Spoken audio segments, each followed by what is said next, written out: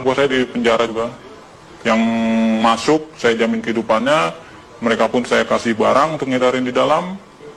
Sampai saat ini masih. Jadi memang sengaja dimasukkan memang untuk mengedarkan di dalam sel. Karena kebutuhan sel tuh banyak juga, sama seperti kebutuhan di luar.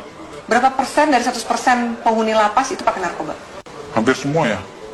Hampir 75%, 80% itu pemakai. Berarti sipir tahu dan kalapas tahu dong? Tahu.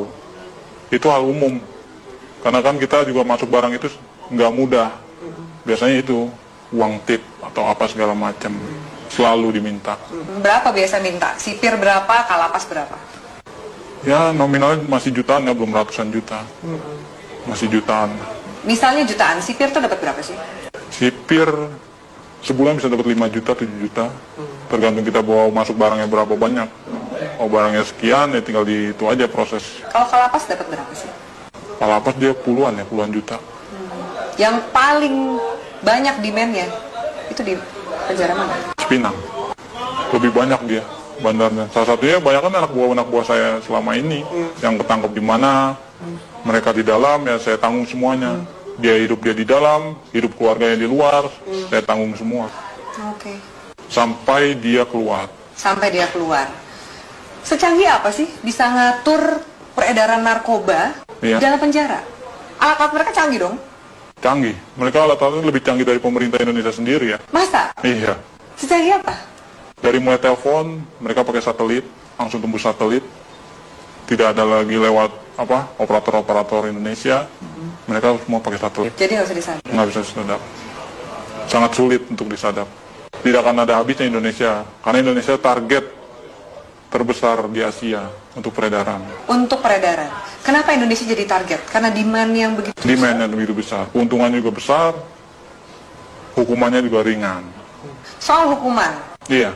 Ringan, berarti nggak mungkin bikin jera. Apa sih yang bikin jera aparatnya? Dari mana sih kemudian kalau misalnya mau ngabisin ini gitu? Dari mana sih? Biasanya kalau main di hakim itu buat main hukuman. Peringanan hukuman, segala macam. Anda bayar? Saya bayar. Dalam bentuk uang atau dalam bentuk barang juga Anda kasih? Uang, biasanya uang. Mereka hanya uang. Kadang barang tergantung hakim. Hakim maunya apa ya kita kasih. Banyak klien Anda yang hakim yang make juga? Ada banyak. Ada 10 orang ada.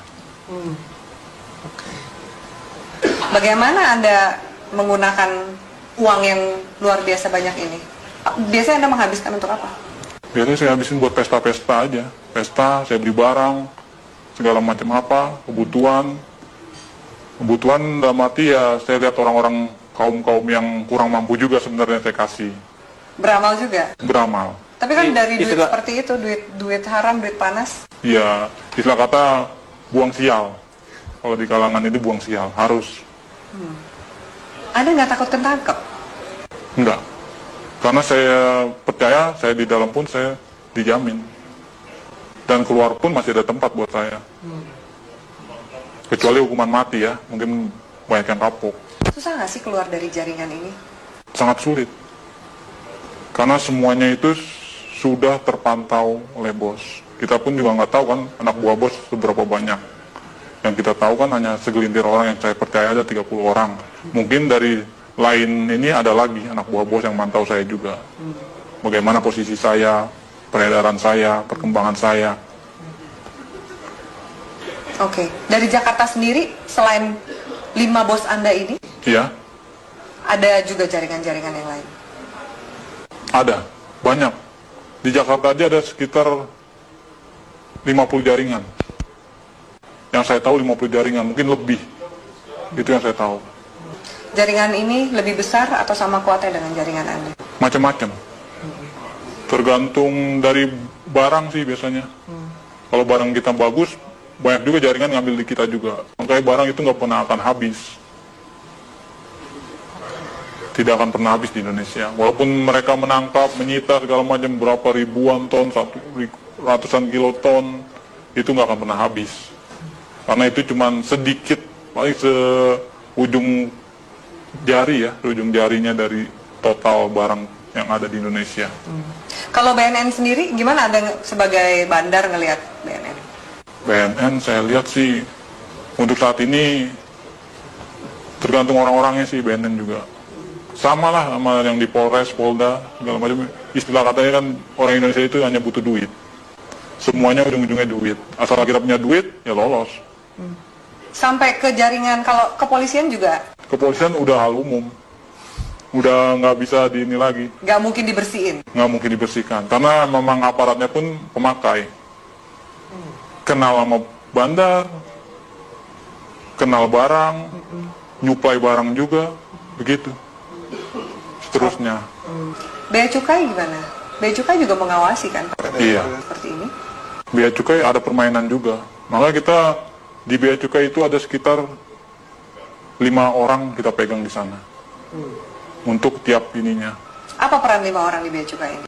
Meloloskan barang. Meloloskan barang. Jadi ada pengiriman juga? Pengiriman barang, pengeluaran keluar barang, itu semua lewat dari mereka ini, 5 orang ini. Oke. Anda punya berapa rekening? Ada 10 lebih. 10 lebih. Kurang lebih satu rekening isinya berapa sih? Tergantung ya, ada yang 1 miliar, ada yang 800, ada yang 750, paling kecil ya sekitar 250 juta. Anda nggak takut kelacak oleh PPATK nih? Wah, enggak ya, itu nama rekeningnya udah beda-beda. Ada panggilan untuk berhenti dari dunia hitam ini? Belum ada. Saya masih menikmati sampai sekarang, karena keuntungannya lumayan. Bukan lumayan lagi ya, mungkin kalau Mbak sendiri mungkin akan tergiur dengan hasilnya. Yakin kamu? Yakin sekali. Masa? Iya, benar. Belum ada panggilan untuk tobat berarti? Belum. Masih menikmati. Mau sampai kapan? Sampai seterusnya mungkin ya. Sampai tunggu panggilan. Orang tua Anda nggak curiga? Tidak ada yang tahu. Teman-teman kecil pun tidak ada yang tahu. Semuanya saya dan kawan saya yang baik saya kenal saja tahu. Apa enaknya punya uang banyak tapi harus bersikap seperti biasa-biasa dan sembunyi dari semua orang? Itu ya konsekuensi. Karena kalau kita terlalu vulgar pun orang akan mencolok. Ini anak kerjanya apa tapi menghasilkan segala macam, itu malah bakal menimbulkan kecurigaan. Baik dari orang tua, saudara, bahkan lain-lainnya bakalan imbasnya ya penyelidikan dan penangkapan. Apakah jaringan narkoba ini juga masuk ke istana? Istana sebagian ya udah masuk. Lewat mana? Itu organisasi lain. Kita belum bisa sampai masuk ke sana. Mungkin ya organisasi ini lebih kuat dari yang bos saya punya. Itu sudah masuk. Ke istana? Ke istana. Oke. Transaksi